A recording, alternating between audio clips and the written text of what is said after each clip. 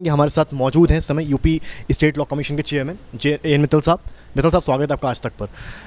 क्या है ड्राफ्ट में, कैसे नियंत्रण होगी यूपी की जनसंख्या, बताइए दर्शक। देखिए, जो हमारा प्रस्तावित ड्राफ्ट है वो हमने वेबसाइट पर भी डाल दिया है और उस ड्राफ्ट में ये व्यवस्था है कि पहली बात तो ये कि ये अधिनियम 1 साल के बाद लागू होगा। इसका उद्देश्य ये है कि अधिनियम पारित होने के बाद या उसके समय अगर कोई महिला गर्भवती है तो उसके अधिकारों को उससे वंचित ना किया जाए।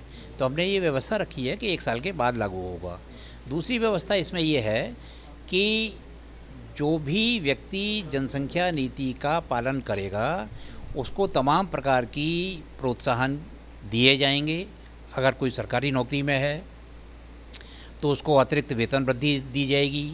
उसके पेंशन प्लान में सरकार का जो कंट्रीब्यूशन है वो 3% बढ़ेगा। इसके अलावा प्राधिकरण के मकान हैं, प्लॉट हैं, उनके आवंटन में वरीयता दी जाएगी। बच्चों की शिक्षा, चिकित्सा, ये सब निःशुल्क होगा। और भी बहुत सी सुविधाएं हैं जो हम इसमें देने जा रहे हैं। और हमने सभी बातों को ध्यान में रखते हुए ये भी व्यवस्था की है कि जैसे किसी संप्रदाय विशेष में एक से अधिक पत्नी रखने का चलन है, तो अगर उस व्यक्ति की एक से अधिक पत्नी हैं तो टोटल बच्चों की संख्या 2 से अधिक होती है तो ऐसा पुरुष सरकारी योजनाओं से वंचित हो जाएगा। हाँ, इतना ज़रूर है कि अगर पहली पत्नी, दूसरी पत्नी, तीसरी पत्नी, चौथी पत्नी, चारों के अगर 2-2 बच्चे हैं तो वो संबंधित पत्नी सुविधाओं का लाभ पा सकेगी, क्योंकि उसने अपने बच्चों की संख्या 2 तक नियंत्रित कर रखी है। परंतु कोई भी पत्नी अगर 2 बच्चों की सीमा को लांघती है तो उसकी जो सरकारी सुविधाएं हैं वो वापस ले ली जाएंगी।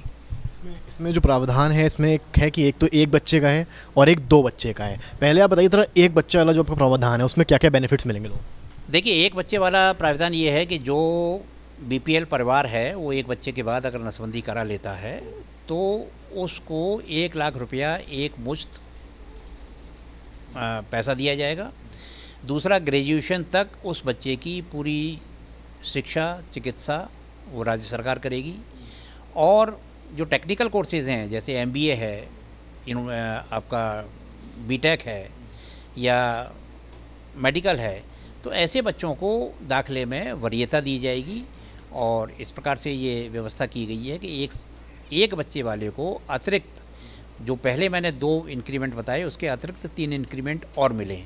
तो हर प्रकार से 1 बच्चे वाले को और ज़्यादा प्रोत्साहन मिले। जनसंख्या नियंत्रण कानून को लेकर उत्तर प्रदेश विधि आयोग ने एक मसौदा तैयार किया है, क्योंकि ये हम जनता के हितों के लिए हमारा एक प्रयास है कि जनसंख्या नियंत्रण हो तो हम अपनी सरकार की योजनाएं, उसका लाभ जनता तक आसानी से पहुंचा सकते हैं, क्योंकि हर परिवार संपन्न हो, उनके आने वाली जनरेशन आगे बढ़े, देश की मुख्य धारा और प्रदेश की मुख्य धारा से जुड़े। इसको लेकर एक मसौदा तैयार किया गया है और वो मसौदा चूंकि जनहित के लिए हम ला रहे हैं तो जनता से इस पर सुझाव भी मांगा गया है। वो मसौदा जनता के बीच में लेकर विधि आयोग उत्तर प्रदेश का जा रहा है।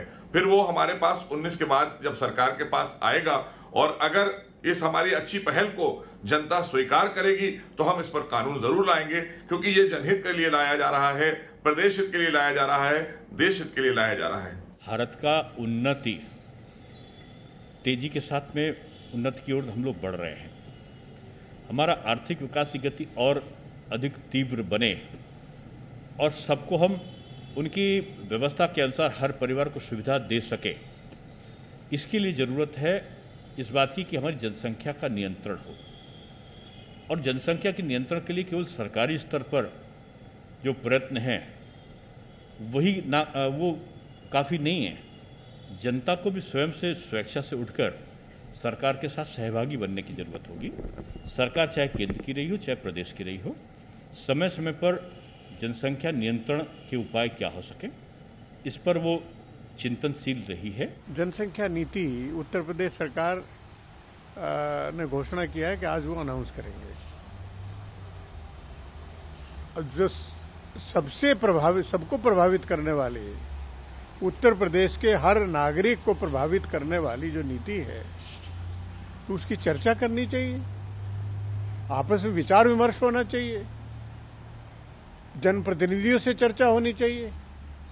ये चुनाव नज़दीक क्योंकि आ रहा है उत्तर प्रदेश में, और उसमें जैसे तैसे करके ऐसा मुद्दा लाया जाए जिससे आप पोलराइजेशन करने, समाज को धर्म के आधार पर बांटने का काम करे, इस तरह का कुछ न कुछ बहाना ढूंढ रहे हैं।